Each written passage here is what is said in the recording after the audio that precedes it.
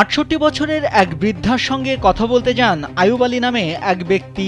কথা বলার এক পর্যায়ে ওই বৃদ্ধাকে টেনে হিঁচড়ে নিয়ে যান পাশের হলুদ খেতে। সেখানে ওই বৃদ্ধাকে ধর্ষণ করে আয়ুব আলী, এমন অভিযোগ করেছে ওই বৃদ্ধা।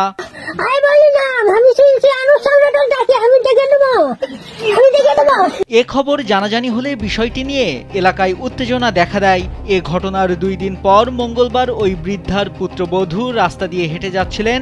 এমন সময় অভিযুক্ত আয়ুব আলীর ছোট ভাই শহীদুল ইসলাম তাকে মারধরের পাশাপাশি শ্লীলতাহানি করে বলেও অভিযোগ করেন ওই বৃদ্ধার পুত্রবধূ।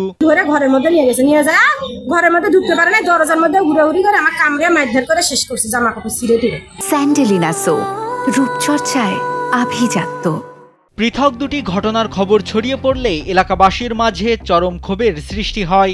এক পর্যায়ে উত্তেজিত জনতা দলবদ্ধ হয়ে অভিযুক্ত আয়ুব আলীর বাড়ি ভাঙচুর ও অগ্নিসংযোগের পরিকল্পনা করে, পাশাপাশি শহীদুল ইসলামের পরিবারকে অবরুদ্ধ করে রাখে।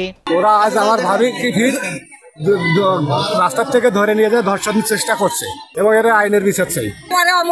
আমি খালি চিল্লাচ্ছি যে ছাড়ে দাও, ছাড়া দাও। খরিডোরে দেখলাম বলে তো পৌঁছে নাকি না, খরিডোরে আগে নেয় নাই, পরে নিয়ে নিচে খরিডোর। মা এই কথা স্যার বলতেছে, এখনো বলতেছে, তাহলে এটা কি যুক্তি? স্যার যাই হোক, আমরা ফাঁসি চাই। চাঞ্চল্যকর এই ঘটনা ঘটেছে গাইবান্ধার সাদুল্লাপুরে।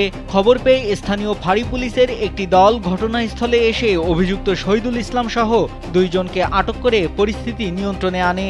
এ ব্যাপারে সাদুল্লাপুর থানার ভারপ্রাপ্ত কর্মকর্তা তাজউদ্দিন খন্দকার জানান, মামলা হয়েছে, মূল অভিযুক্ত আয়ুব আলীকে গ্রেপ্তারে অভিযান চলছে।